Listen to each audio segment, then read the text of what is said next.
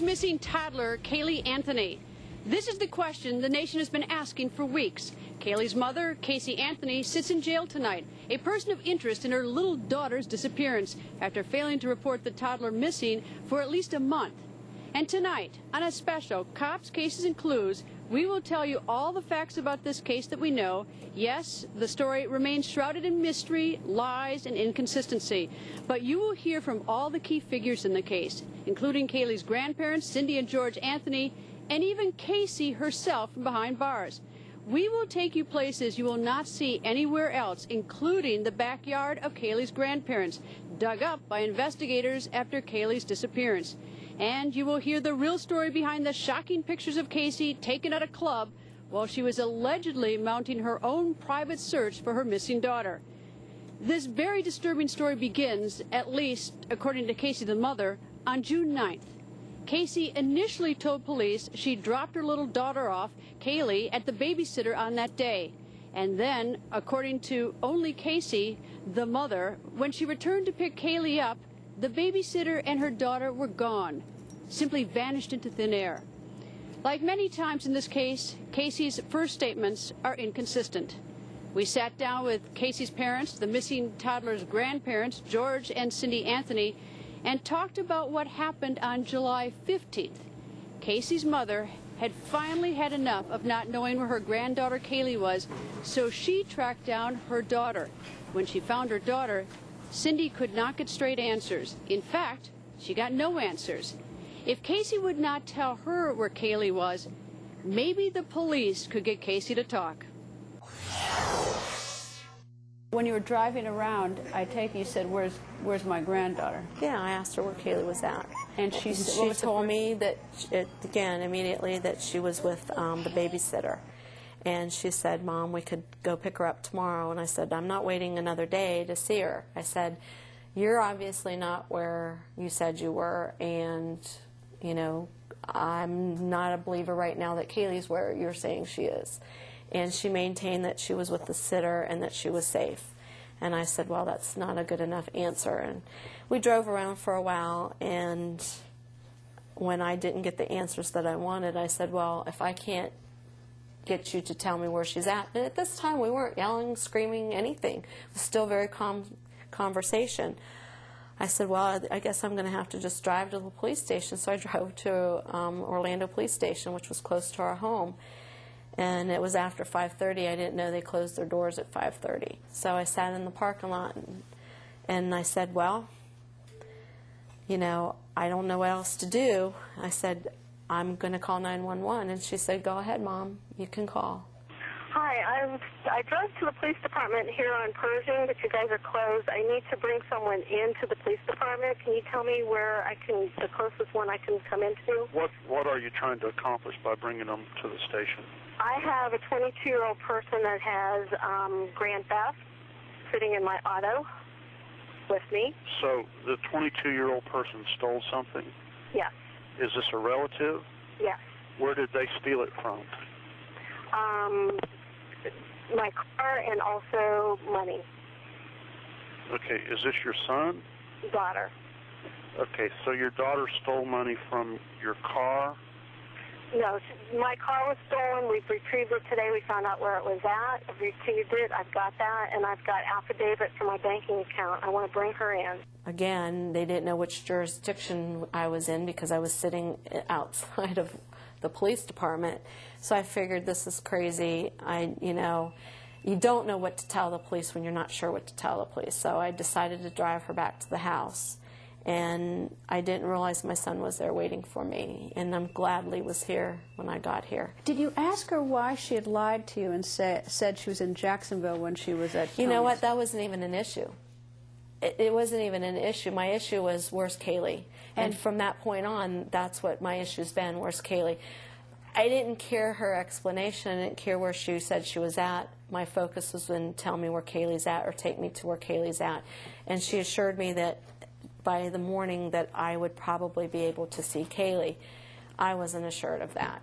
So Lee and I spoke with her for 45 minutes to an hour, probably before I made that second 911 call. 911, what's the address? What's happening?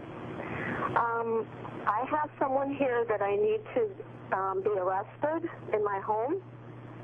They're there right now? I have a possible missing child. I have a 3-year-old that's been missing for a month. A 3-year-old? Yes. Have you reported that? I'm trying to do that now, ma'am. There was a third 911 call. Right. When was that?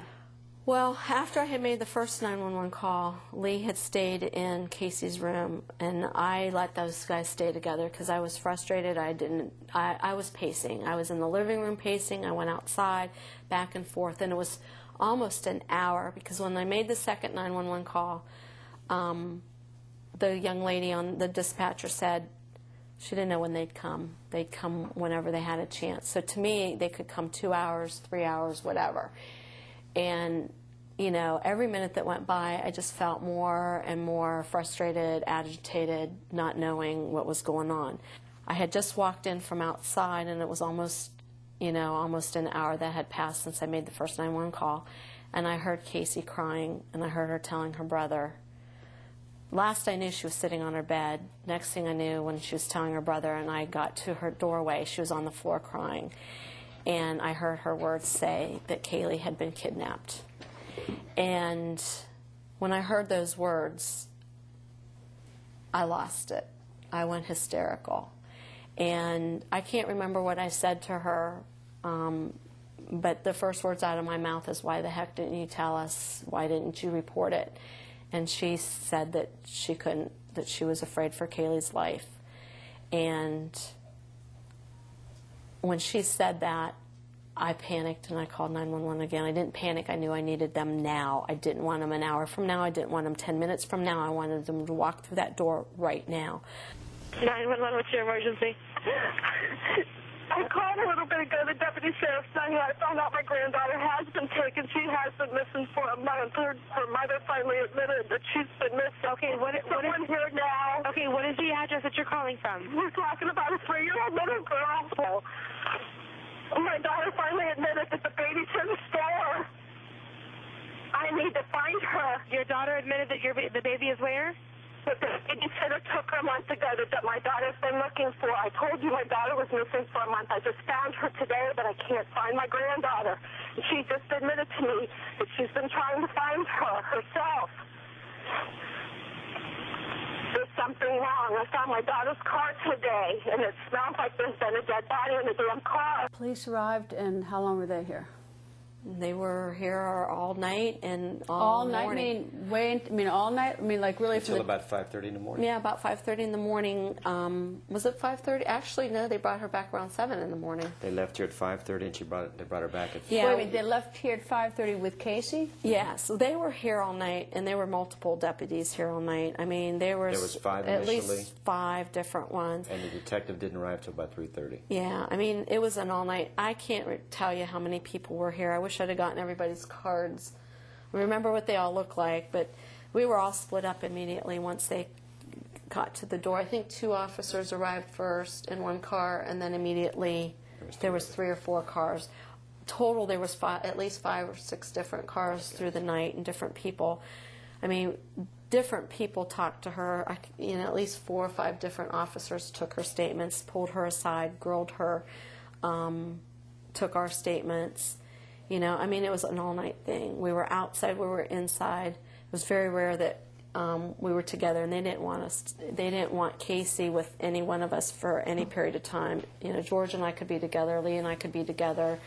The 3 of us could be together, but they pretty much wanted Casey to themselves. Has she been formally charged now? Because I heard that something today that she was going to be. Do you know? Yes, anything? actually, I just spoke to her attorney as I pulled in my driveway. I just got home a few minutes ago, and confirmed, because I had heard, rumors about 10, 15 minutes prior to speaking with him.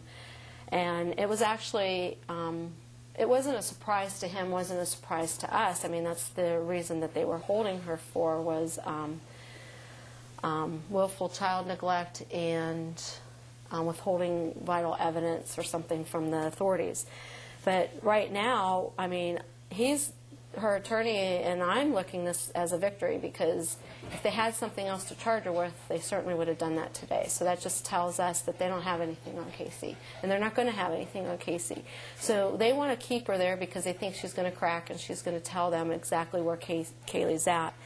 I mean, one thing I know for sure is that Casey knows who has Caylee, but she doesn't know where Caylee's at. And I know one thing for sure is that, you know, Casey is determined that she's going to protect Caylee to the end. If it costs her, you know, her being behind bars the rest of her life, she's going to protect Caylee.